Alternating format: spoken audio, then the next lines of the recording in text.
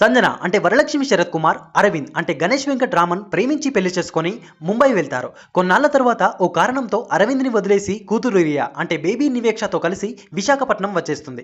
ఉద్యోగం కోసం చాలా ప్రయత్నాలు చేస్తుంది. చివరకు తన కాలేజ్ ఫ్రెండ్ లాయర్ రాహుల్ అంటే శశాంక్ సహాయంతో ఓ కార్పొరేట్ కంపెనీలో జుంబా డాన్స్ ట్రైనర్గా ఉద్యోగం సంపాదిస్తుంది. సిటీకి దూరంగా ఓ ఫారెస్ట్లో సింగిల్గా ఉన్న ఇంట్లోకి షిఫ్ట్ అవుతుంది. కూతురిని మంచి స్కూల్లో జాయిన్ చేస్తుంది. ఓసారి తన బంధువుల ఇంటికి వెళ్ళగా తన కోసం సూర్య అంటే మైమ్ గోపి అనే ఓ క్రిమినల్ వచ్చాడని, అడ్రస్ చెప్పమని బెదిరించారనే విషయం తెలుస్తుంది. అదే భయంతో ఇంటికి వెళ్ళగా నిజంగానే సూర్య తనను వెంబడిస్తాడు. అతని నుంచి తప్పించుకునే క్రమంలో గాయాల పాలవుతుంది.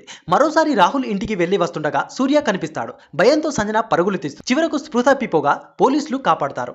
సూర్య గురించి పోలీసులు ఇన్వెస్టిగేట్ చేయగా అతను చనిపోయినట్లుగా తెలుస్తుంది. మరి సంజనను వెంబడిస్తున్న సూర్య ఎవరు? ఎందుకు వెంబడిస్తున్నాడు? ప్రేమించి పెళ్లి చేసుకున్న అరవింద్ని సంజన ఎందుకు వదిలేసింది? అరవింద్ చేసిన తప్పేంటి? కిడ్నాప్కి గురైన కూతురు రియాని కాపాడుకోవడం కోసం సంజన ఏం